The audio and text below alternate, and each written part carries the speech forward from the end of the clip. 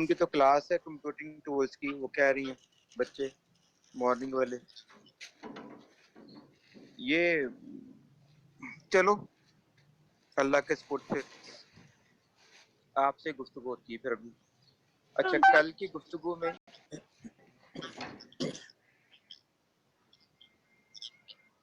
Sir जी मैं पूछ रहा था कि ये जो आपने लेक्चर रिकॉर्ड किए हैं ये मिल सकते हैं हमें?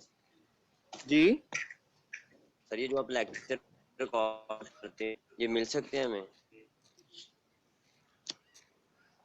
आपने इसको फेसबुक पे चढ़ाना है?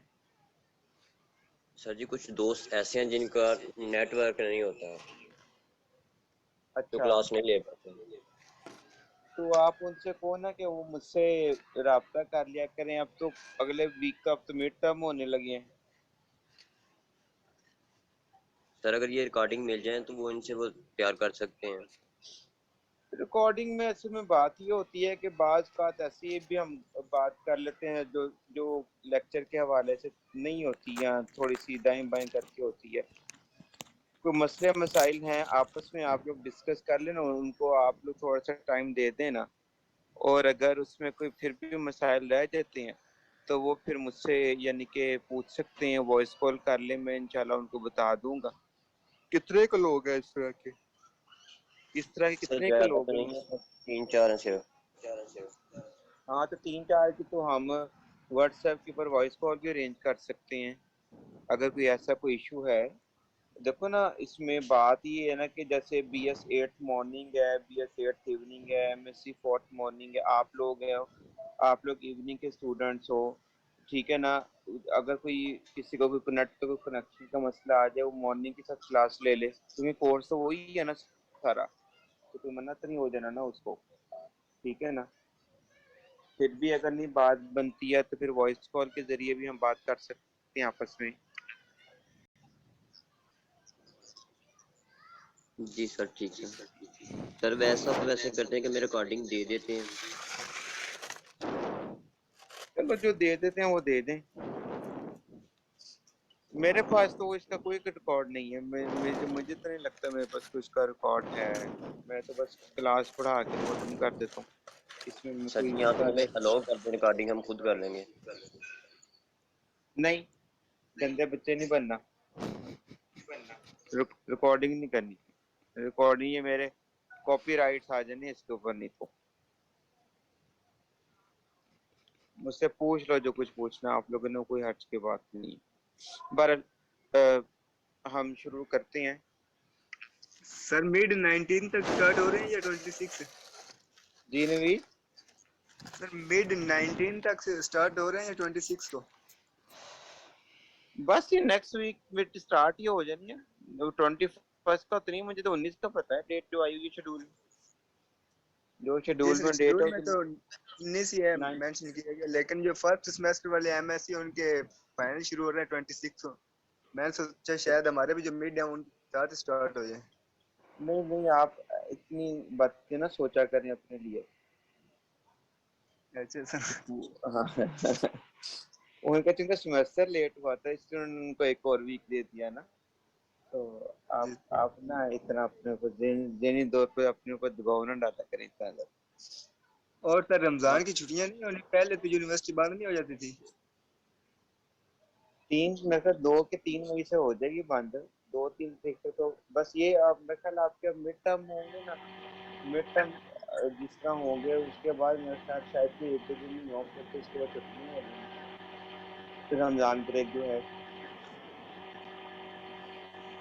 शायद 2 के 3 मई से या पता नहीं 4 मई से, इस तरह करके है तो सही रमजान ब्रेक।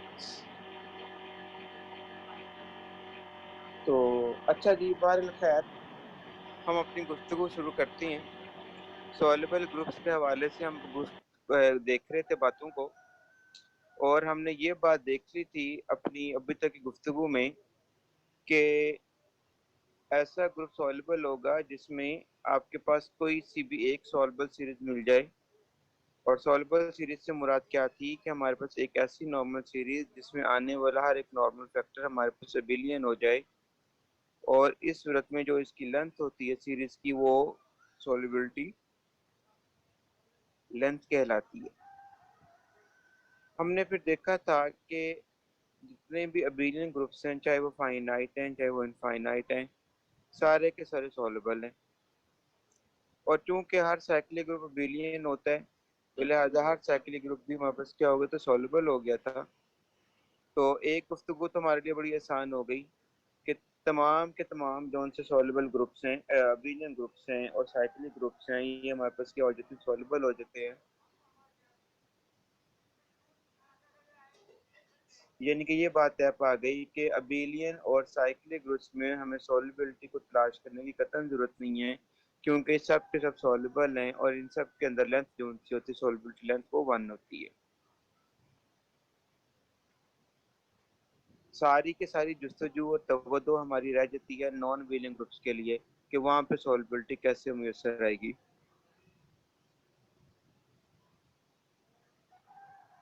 उसके लिए हमने एक बात करनी शुरू की थी कि एस एन में S3 और S4 ये हमारे पास सॉल्युबल होती हैं, और हम पढ़ चुके हैं कि एवरी सब group of a soluble is soluble.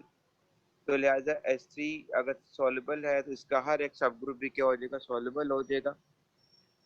S4 soluble है तो इसका हर सब ग्रुप भी सॉल्युबल हो जाएगा।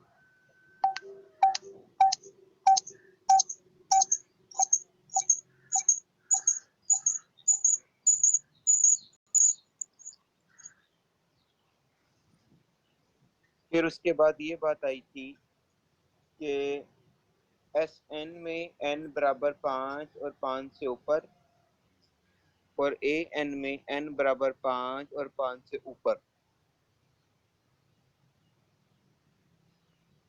ये सारे के सारे हमारे पास नॉट सॉल्युबल होते हैं, सॉल्युबल नहीं होते हैं ये। सॉल्युबिलिटी को मेजर करने का एक क्राइटेरिया हमने और देखा था नॉन अबेलियन के लिए, कि अगर नॉन अबेलियन ग्रुप हमारे पास सिंपल हो जाए, नॉन अबेलियन ग्रुप हमारे पास सिंपल हो जाए, तो वो सॉल्युबल नहीं रहता।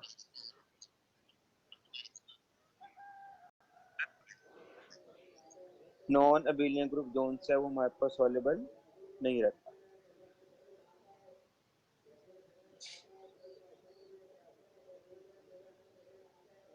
जैसे कि A5 है, आप जानते हैं कि सिंपल ग्रुप है, बल्कि अगर मैं और बात को वजाहत करूं तो AN सारे के सारे ये सिंपल हैं N5 और 5 से ऊपर के लिए। N5 और 5 से ऊपर के लिए ये सारे के सारे हमारे पास क्या हैं, सिंपल। और साथ साथ ये नॉन अबेलियन भी हैं। तो अल्टीमेटली जो रिमार्क हमने पढ़ा था उसके मुताबिक सब के सब क्या हो जाएंगे, सॉल्युबल नहीं रहेंगे। फिर हमने देखा था सॉल्युबिलिटी को अप्रोच करने का एक और अंदाज डिराइव ग्रुप की सीरीज में।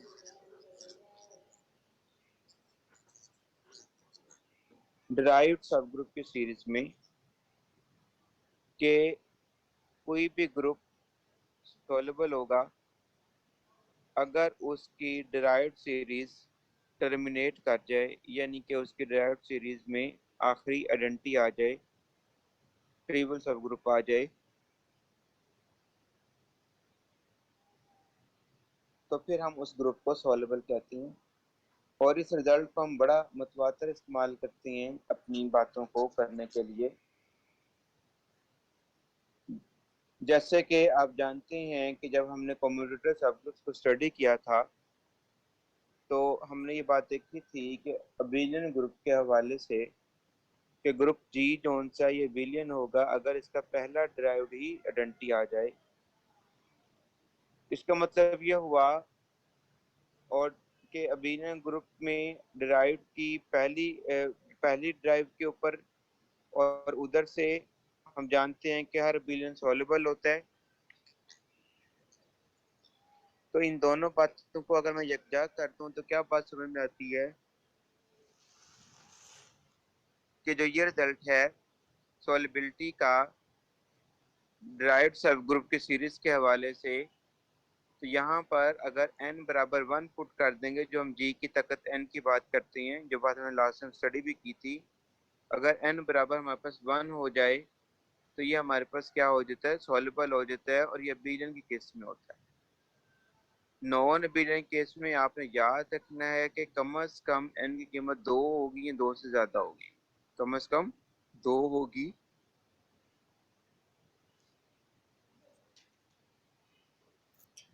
या 2 से ज्यादा होगी। जैसे कि मैंने S3 की मिसाल आपके सामने रखी थी और हम देखा था कि S3 का जो सेकंड राइड है वो आइडेंटिटी बन जाता है। अगली बात जो हमने इम्पोर्टेंट बात देखी थी वो ये देखी थी कि हर सॉल्युबल का जो सब ग्रुप होता है वो भी सॉल्युबल होता है। फिर हमने अब असल में अब जो 5 हमारे पास क्लासेस हैं Zn, Un, Sn, An, Dn, इनमें से मैंने पहले 5 क्लासेस के मुतालिक तो आपको बात बता दी है कि Zn साइक्लिक हैं, सारे के सारे सॉल्युबल, Un अबेलियन हैं, सारे के सारे soluble, S3 S4 soluble, S4 से onward Sn and greater equal to 5 सारे के सारे not soluble, A3 A4 soluble, A5 और A5 से ऊपर के सारे नॉट सॉल्युबल। अब गुफ्तगू रह गई dihedral group of degree n की। अब ये मैं आपको काम दे रहा हूँ, और काम क्या है कि आपने Dn की सॉल्युबिलिटी के मुतालिक मुझे बताना है। इसके अंदर मैं आपको एक हिंट दे रहा हूँ कि आपने n को 2 हिस्सों में तकसीम करना है कि n इवन हो और n ऑड हो, n इवन हो और n ऑड हो। मतलब है कि अगर डिग्री इवन होगी तो आपके पास जो डाइहेड्रल ग्रुप्स आएंगे वो सारे के सारे आपके पास कौन से आएंगे, D4 आएगा, D8 आएगा, D16 आएगा, इस तरह की सारी बात चलेगी आपके पास। ठीक है, और अगर आप एन ऑड रखते हो तो फिर आपके पास जो बाकी भी आ जाएंगे, D6 आ जाएगा आपके पास, इसी तरह से क्या कहते हैं उसमें D10 आ जाएगा, D14 आ जाएगा। ठीक है, आपने इन दोनों केसेस के अंदर बताना है कि किन एन की ऊपर क्या शर्तें रखें कि हमें डाइहेड्रल ग्रुप्स के अंदर सॉल्युबिलिटी मुयस्सर है। एक बात तो आपके सामने ही है कि सारे के सारे नॉन अबेलियन ग्रुप्स हैं, सारे के सारे क्या हैं, नॉन अबेलियन ग्रुप्स हैं। अब आप क्या करना, दूसरा हिंट देने लगा हूं कि आपने जो हमने लास्ट टाइम पढ़ा था, आपने ये देख लेना है कि ये डाइहेड्रल ग्रुप्स किन किन मुकामात पर सिंपल होते हैं, किन किन मुकामात पर सिंपल होते हैं। तो जहां जहां पर ये सिंपल होंगे वहां पे सॉल्युबल नहीं होंगे, वहां पर ये सॉल्युबल नहीं होंगे, क्योंकि हमारे पास रिजल्ट मौजूद है कि every non abelian simple group is soluble. ये मेरी बात आपको समझ में आई है स्टूडेंट्स?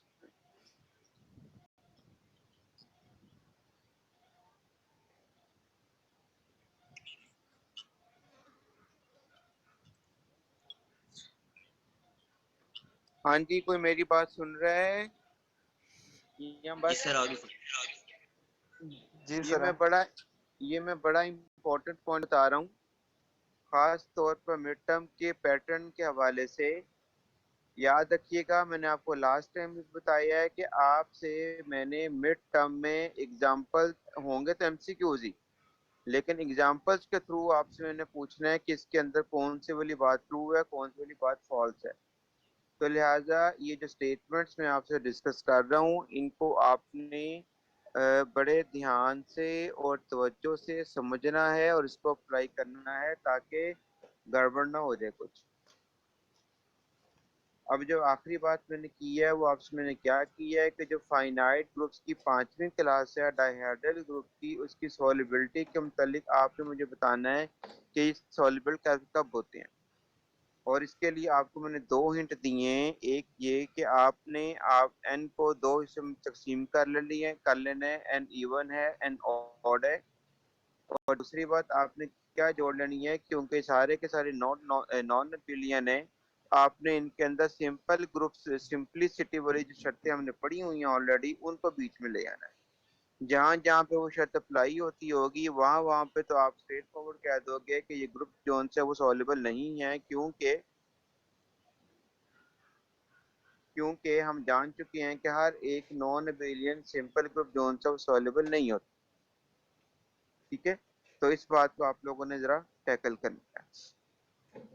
और साथ ही साथ जो हम्प्री की किताब है उसके अंदर से आपने सॉल्युबल ग्रुप्स के मुतालिक जो बातें बताई गई हैं, जो थ्योरम्स की स्टेटमेंट्स वगैरह हैं या एग्जांपल्स हैं, उनको आपने ज़रूर देखना है। उनमें से भी आपसे पेपर में पूछा जा सकता है।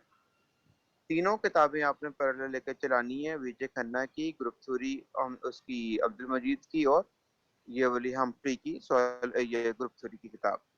ठीक है, आपने कोई प्रूफ वगैरह तैयार नहीं करने, थ्योरम्स के स्टेटमेंट्स को अंडरस्टैंड करना है और उसको अपने एग्जांपल्स के जरिए अप्लाई करके देख। क्लियर मेरी बात सबको? जी सर। हाँ जी सर। शाबाश। अच्छा, अब अगली बात जो मैं आपसे करने लगा हूँ, जो मैंने लास्ट टाइम भी की थी, वो ये थी कि सॉल्युबल ग्रुप में होमोमॉर्फिक इमेज भी सॉल्युबल होता है और सॉल्युबल ग्रुप में क्वोशिएंट ग्रुप भी सॉल्युबल होता है। क्या मतलब है इसका कि अगर फर्ज कर लो आप जानते हो Z सॉल्युबल है, अबेलियन है, E सॉल्युबल है, अबेलियन है, तो Z कोशेंट E, ये जो कोशेंट ग्रुप बनेगा ये भी क्या होगा? सॉल्युबल होगा। बहुत इंपॉर्टेंट बात है। S4 सॉल्युबल है, A4 सॉल्युबल है। S4 का जब आप क्वेश्चन A4 से करोगे, इसके जवाब में जो ग्रुप बनेगा वो भी सॉल्युबल बनेगा। क्यों? क्योंकि every quotient group of a soluble group is soluble. ऐसे ही homomorphic image of a soluble group is soluble. तो ये रिजल्ट्स आप लोगों ने एग्जीक्यूट करने हैं अपने काम में। जी सर कमल, जरा आइएगा डिस्प्ले पर किताब में। जी सर। हाँ जी, और ये जो रिजल्ट है हमारे पास, homomorphic image of a soluble group is soluble, इससे बात को आगे बढ़ाइए अगले रिजल्ट पर।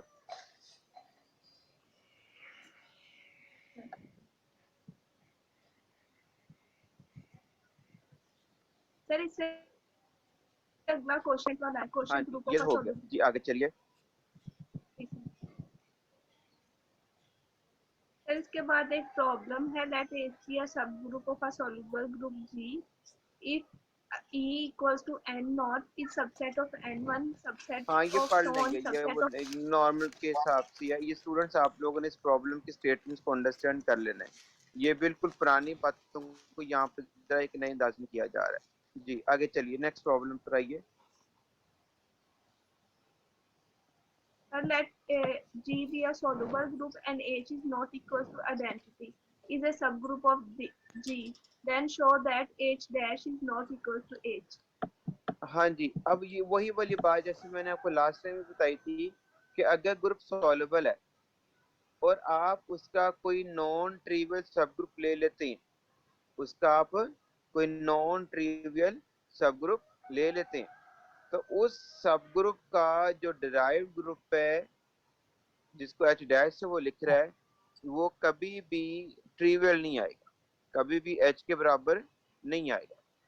बिल्कुल आसान सी बात है कि जैसे आपके पास H3 की सॉल्युबल ग्रुप था, आपने उसका एक सब ग्रुप ले लिया A3 जो कि आइडेंटिटी के बराबर नहीं है, तो जब आपने A3 का डिराइव्ड निकाला तो वो A3 नहीं आया था, वो 1 आया था। ये बात इसमें बताई जा रही है और बड़ी इंपॉर्टेंट बात बताई जा रही है कि अगर कोई ग्रुप सॉल्युबल है तो आपको इस यहाँ से इस बात की तसल्ली हो जाएगी कि उसका आप ऐसा सब ग्रुप लो जो कि ट्रिवियल नहीं है, और फिर आप इस सब ग्रुप का फर्स्ट डिराइव लो, तो वो कभी भी एच के बराबर यानी कि अपने आप के बराबर नहीं आएगा। जैसे मैं मिसाल क्या दे रहा हूँ, S3 के जैसे मिसाल दे रहा हूँ, S3 सॉल्युबल है, आप S3 के एक सब ग्रुप ले रहे हो A3 जो कि आइडेंटिटी के बराबर नहीं है। अब जब आप A3 का डिराइव निकालते हो तो आप जानते हो A3 के बराबर नहीं आता, A3 के बराबर नहीं आता। ठीक है, यानी कि यहाँ से हमें ये पता चल रहा है कि रिश्ता आगे से आगे बढ़ता जाएगा, क्योंकि हम बेसिकली तो नॉन अबेलियन ग्रुप की सॉल्युबिलिटी तलाश करने जा रहे हैं ना। तो अगर वो उसके हवाले से ये बात बड़ी इंपॉर्टेंट बन जाती है कि किसी भी सॉल्युबल ग्रुप के अंदर उसके नॉन ट्रिवियल सब ग्रुप का जो डिराइव्ड होगा वो कभी भी इसके बराबर नहीं आएगी। ये बात इस रिजल्ट के अंदर हमें समझाई जा रही है। इसका प्रूफ करना बड़ा मजेदार प्रूफ है इसका। हाँ जी, आगे चले। Next है show that a simple group is soluble if and only if it is abelian. हाँ जी, बहुत इंपॉर्टेंट बात, बहुत important. If and only if G is Abelian sir. Abelian. Simple group soluble कब होगा? सिंपल ग्रुप सॉल्युबल कब होगा? एक ही सूरत में होगा, अगर वो ग्रुप हमारे पास क्या हो जाए, अबेलियन हो जाए। अगर वो मेरे पास ग्रुप क्या हो जाए, अबेलियन हो जाए। एक रिजल्ट हमने ऑलरेडी पढ़ा है, वो था ग्रुप नॉन अबेलियन और सिंपल, उसमें दोनों बातें थी, ठीक है ना। अगर ग्रुप अबेलियन है, सॉरी अगर ग्रुप सिंपल है, तो इसकी सॉल्युबिलिटी एक ही सूरत में मुयसर आएगी कि अगर ग्रुप क्या होगा मेरे पास, अबेलियन होगा। ये रिजल्ट आपने खास तौर पर जो 5वीं क्लास है DN वाली, उसके अंदर इसका बड़ा मुतवातर इस्तेमाल आता है कि सिंपल ग्रुप सॉल्युबल कब होगा, अगर ग्रुप हमारे पास क्या हो जाएगा, अबेलियन होगा। और अगर ग्रुप अबेलियन है तो दूसरी तरफ से हम अप्रोच कर लेंगे कि वो सिंपल भी होगा और सॉल्युबल भी होगा। इस तरह की इसके अंदर हमें बात जो से वो बताई जा रही है। सिंपल ग्रुप की सॉल्युबिलिटी आ गई, जैसे हमने देखा था साइक्लिक ग्रुप सॉल्युबल है, अबेलियन ग्रुप सॉल्युबल है। सिंपल ग्रुप कब सॉल्युबल होंगे, अगर ग्रुप हमारे पास क्या होंगे, अबेलियन होंगे। अगर ग्रुप हमारे पास क्या होंगे, अबेलियन। ठीक है जी, आगे चलिए। ये अगला बड़ा इंपॉर्टेंट रिजल्ट है। A finite group G is soluble if and only if there exists a chain of subgroups. Identity equals to H naught is normal subgroup in H1. H1 is normal in so on. Hn is equals to G, such that Hi plus 1 quotient Hi is cyclic. I equals to 0, हाँ, 1, 2. कितना important. Finite group के अंदर solubility तलाश करने की, ये भी dihedral के लिए आप इस्तेमाल कर सकते हो। आप एक नॉर्मल सीरीज बनाओ, अगर उस नॉर्मल सीरीज में आने वाला हर एक नॉर्मल फैक्टर साइक्लिक हो जाए, क्या हो जाए, साइक्लिक हो जाए, तो वो ग्रुप हमारे पास क्या हो जाएगा, सॉल्युबल हो जाएगा। आप जानते हैं सॉल्युबल ग्रुप की जो डेफिनेशन हमने देखी थी, हमने क्या कहा था, ग्रुप सॉल्युबल कब होता है, अगर उसकी नॉर्मल सीरीज में आने वाला हर एक नॉर्मल फैक्टर अबेलियन हो जाए। ठीक है, अब जारी बात है, अबेलियन से तो साइक्लिक को हम अप्रोच नहीं कर सकते। अबेलियन ग्रुप साइक्लिक हो भी सकता है और नहीं भी हो सकता, लेकिन लेकिन अगर आपको इस बात की तसल्ली हो जाए कि कोई finite abelian group finite group है और उसके अंदर आने वाला नॉर्मल फैक्टर में हर एक, सॉरी नॉर्मल सीरीज में आने वाला हर एक नॉर्मल फैक्टर साइक्लिक हो रहा है, नॉर्मल फैक्टर साइक्लिक हो रहा है, तो वो ग्रुप हमारे पास क्या हो जाएगा, सिंपल, सॉरी वो ग्रुप हमारे पास क्या हो जाएगा, सॉल्युबल हो जाएगा। ठीक है, जैसे मिसाल के तौर पर अपना सर कमल जरा एक बनाइएगा, एग्जांपल लिखिएगा जरा। जी सर। वन सब सिंगलटन वन सबसेट है प्लस माइनस वन का,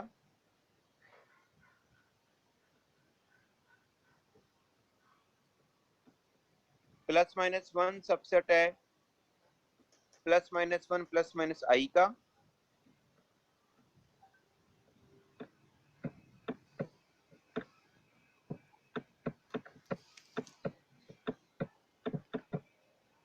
जी सर। और ये सबसेट है Q8 का। जी सर। ठीक हो गया। अच्छा, अब ये हमारे पास Q8 की एक नॉर्मल सीरीज है। अब हम देखना चाहते हैं Q8 की सॉल्युबिलिटी। हम यहाँ से इनके बनाते हैं नॉर्मल फैक्टर्स। पहला बनाइएगा प्लस माइनस वन बटा वन, पहला फैक्टर ये बनाएंगे +-1/1।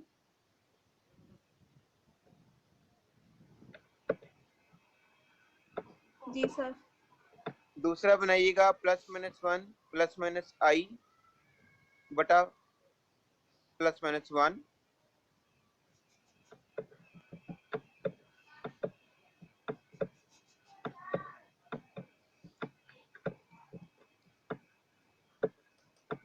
जी सर। और तीसरा बनाएं Q8 बटा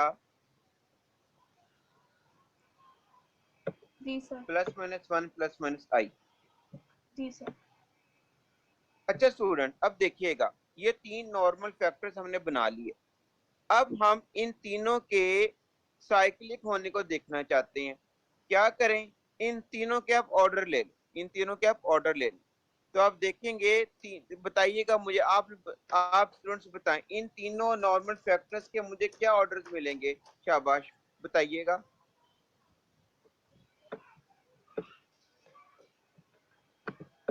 सर 2 मिलेगा। जी 2 सर। 2 सर। 2 मिलेंगे। शाबाश, क्या मिलेंगे? 2 मिलेंगे। इसका मतलब हुआ जो नॉर्मल फैक्टर्स आई हैं इनके ऑर्डर प्राइम है, और हम जानते हैं कि every group of prime order is cyclic. Every group of prime order is cyclic. तो इसका क्या मतलब हुआ कि ये तीनों नॉर्मल फैक्टर्स क्या हो गए हमारे? साइक्लिक हो गए। तीनों नॉर्मल फैक्टर्स क्या हो गए हमारे? साइक्लिक हो गए। और अगर साइक्लिक हो गए तो according to this result Q8 हमारे पास क्या हो जाएगा? शाबाश बताओ।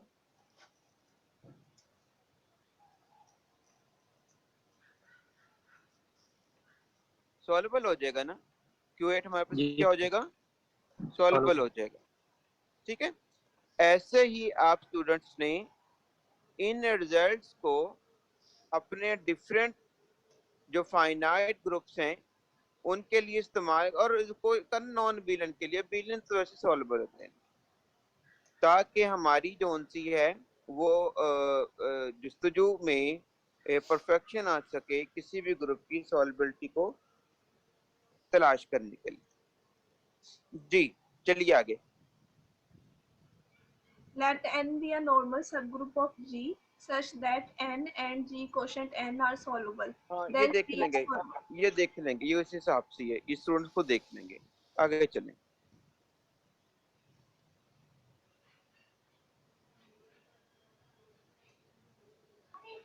Finite P group is soluble where P is a prime. हाँ जी, every finite P group is, Soluble where P is prime. जी बहुत इंपॉर्टेंट रिजल्ट स्टूडेंट्स। हर पी ग्रुप क्या होगा मेरे पास? सॉल्युबल होगा। यहाँ से आपको डायहेड्रल ग्रुप के अंदर बड़ी आसानी मिल जाएगी। देखो वो कैसे, डिग्री 2 रखो और 2 की पावर करो। जैसे D4 है, ये पी ग्रुप है कि नहीं है मुझे बताओ? D4, D8, D16, ये सब के सब हमारे पास क्या आ रहे हैं? क्या ये पी ग्रुप्स हैं? बताइए मुझे।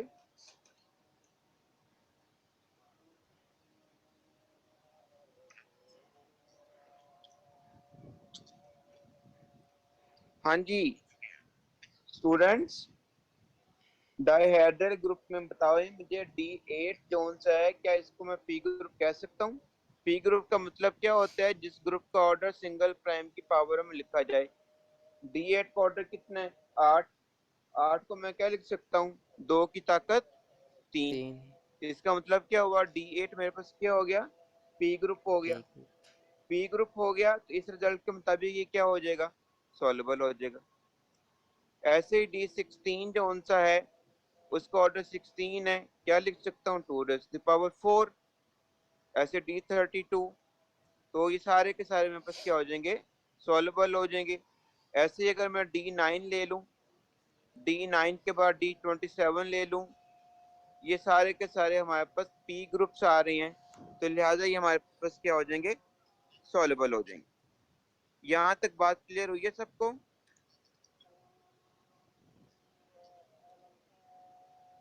जी सर।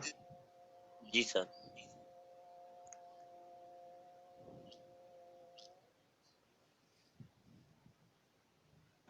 जी चलें आगे से, कमल आगे चलिए। Every soluble group contains at least one normal abelian subgroup. हाँ ये आप लोग स्टूडेंट्स को समझ लेंगे इस चीज को, आसान स्टेटमेंट ये बोली। Let G be a finite soluble group, then a minimal non-trivial normal subgroup of G is abelian. हाँ जी, ये भी बहुत इंपॉर्टेंट रिजल्ट है। इस स्टेटमेंट को भी आपने जरा अंडरस्टैंड की, पुरानी सारी बातों को ना मिला मिलू कर कोई ना कोई बात कहीं से कहीं पर हम मिला रहे हैं, इसलिए इन बातों को ध्यान से देखना आपने। शाबाश। ये कहाँ तक हो गया काम हमारा? रिजल्ट्स इसके रह गए, ऑलमोस्ट हो गए हैं। हाँ ठीक है, यहाँ तक रखते हैं इनका काम स्टूडेंट्स, यहाँ तक फिलहाल हम कर रहे हैं। आप इन स्टेटमेंट्स को अंडरस्टैंड करें और इनको अपने डिफरेंट ग्रुप्स के ऊपर अप्लाई करें। अगर फिर कोई इशू आए तो जरूर मुझसे पूछें। Okay sir. ठीक है सर। ठीक है, चल।